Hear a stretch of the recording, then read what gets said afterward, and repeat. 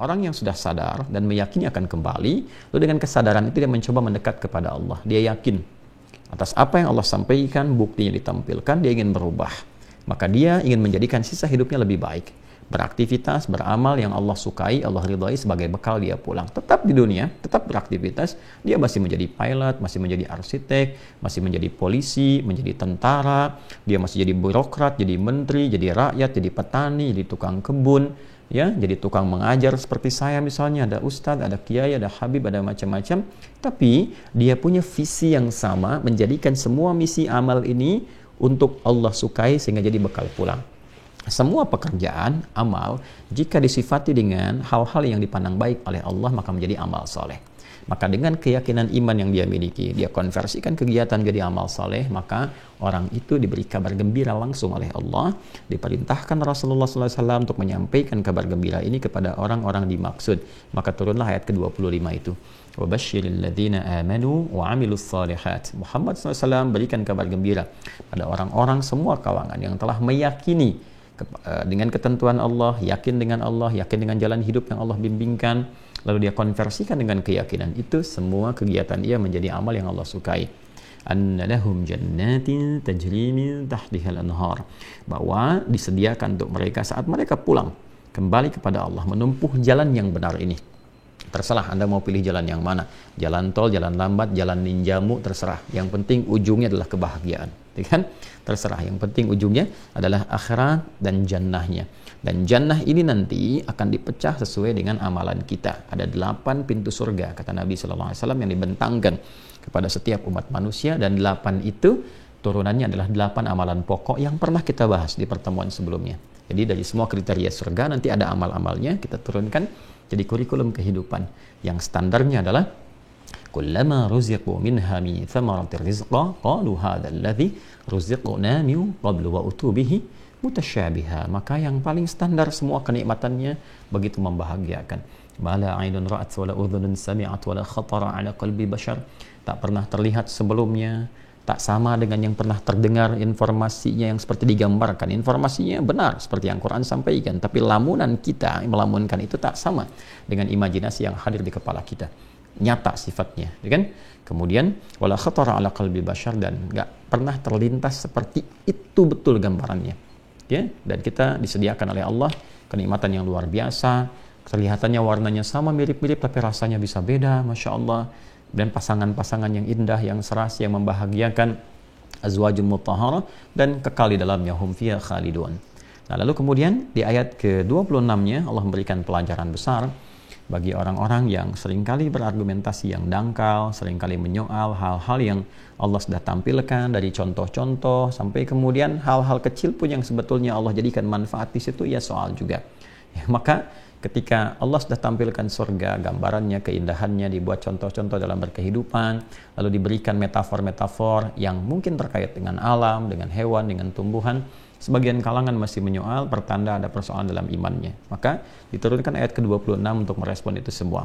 Ya, contoh-contoh dimaksudkan ini, baik mungkin yang terlihatnya kecil, sederhana seperti nyamuk, di ayat lain ada lalat dan sebagainya, atau juga ankabut, itu kan, spider, laba-laba gitu kan, dan sebagainya. Pada hakikatnya adalah ada hikmah di balik itu yang diminta kita untuk belajar dalam. Dan keimanan seseorang itu yang menentukan bagaimana ia bisa menangkap pesan-pesan yang dimaksudkan lewat ayat-ayat dan perumpamaan dimaksud. Sehingga innallaha la yastahyi ay yadriba mathalan ma ba'udatan fama fawqaha fa ammal ladzina amanu faya'lamuna annahu al-haqqu min rabbihim. Orang-orang yang beriman, terpatri keimanan dalam jiwanya, dia menyadari, oh ini pasti ada maksud di dalamnya. Allah pasti memberikan pesan yang kuat. Bahkan dengan seekor nyamuk pun Allah gambarkan kepada kita satu hikmah yang sangat luar biasa. Jangan sampai hidup seperti nyamuk, cuman sedot sana, sedot sini, setelah tersedot semuanya meninggal begitu saja. Ada orang yang hidupnya cuman tenaganya tersedot, terkuras untuk kerja, kumpulkan harta, ini itu, nggak sempat cari bekal akhirat dan meninggal begitu saja. Nastapa dia. Tidak melahirkan apapun kecuali penyakit dalam berkehidupan, ya kan? Sehingga masih diperbaiki, ya. Dan pun demikian. Karena itu Nabi seringkali mengilustrasikan, di antaranya yang sangat viral kan, kalaupun ada dunia itu bermanfaat untuk berkehidupan, itu kan sementara saja. Kalaupun ada manfaat yang benar, maka kalaupun ada sekecil ya sayap nyamuk, sayap nyamuk saja, sekecil saja, ya, maka tentunya tidak akan pernah diberikan pada orang-orang yang ingkar kalau memang kebahagiaan sejati. Tapi ternyata dunia kan fana. Ya, tidak mendapatkan apapun kecuali setetes saja, bagian kecil dari kehidupan, setetes.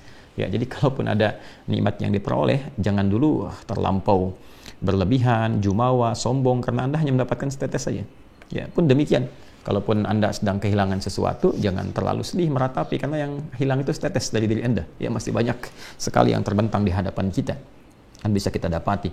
Wa ammal ladzina kafaru fayaquluna madza aradallahu bihadza mathala yudhillu bihi katsiran wa yahdi bihi katsiran wa ma yudhillu bihi illa al-fasiqin. Karena itu orang yang ingkar, dia selalu mencari karena udah ingkar kan.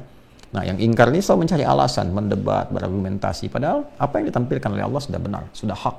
Ya, mungkin karena ilmunya aja yang kurang belum bisa menangkap itu, cuma karena jelek kesombongan. Sombong ini bahaya, ya. Sombong ini bisa menutup segala jenis kebaikan. Itu kan yang pertama diungkap, kisah viralnya iblis kan, menjadi iblis itu karena sombongnya sehingga tertutup segala potensi kebaikan. Yang muncul adalah argumentasi-argumentasi yang diisi dengan nilai emosional. Itu diturunkan penyakit itu, hati-hati, diturunkan. Ya, cirinya gampang, ya. Batarul haq wa ghamtun nas. Ya, kata Nabi SAW itu orang sombong itu terlihat dari dua hal. Ya, yang pertama senantiasa menolak kebenaran, disampaikan itu ya cari celah aja walaupun sudah merasa bahwa itu benar, dia cari celah. Ya, atau dia merasa bahwa nggak ada argumentasi lain, dia lalu menyerang personal orangnya supaya dia melupakan esensi persoalannya. Dan ghamtun nas, menganggap remeh manusia. Ya, jadi kalau memang ada kesalahan mau diperbaiki, sudah ketahuan berargumentasi. Dan problem terbesar adalah kadang-kadang mempertahankan itu dengan memunculkan sesuatu sifat yang salah untuk mempertahankan kesalahannya. Ya, kadang dengan kata-kata yang macam-macam. Ya, si fulan juga belum tentu benar. Ya, dia juga pasti ada salahnya. Ya, tapi kalimat itu hanya untuk menutupi kesalahan yang ada. Ini persoalannya dan tidak menunjukkan esensi perbuatan yang disoalkan. Karena itu, di batarul haqq wa ghamtun nas itu sangat berbahaya. Menolak kebenaran, mengingkari sesuatu yang sebetulnya mudah diperbaiki. Dan kalaupun diperbaiki, sebetulnya jalan kebahagiaan terbentang. Cuman karena kesombongan, karena arogansi, kadang-kadang dipertahankan, dan itu yang kadang diviralkan. Iblis kan memviralkan itu. Ya, menganggap bahwa dia punya kebaikan, Adam punya kesalahan, diviralkan, bahkan anak cucu Adam dipengaruhi.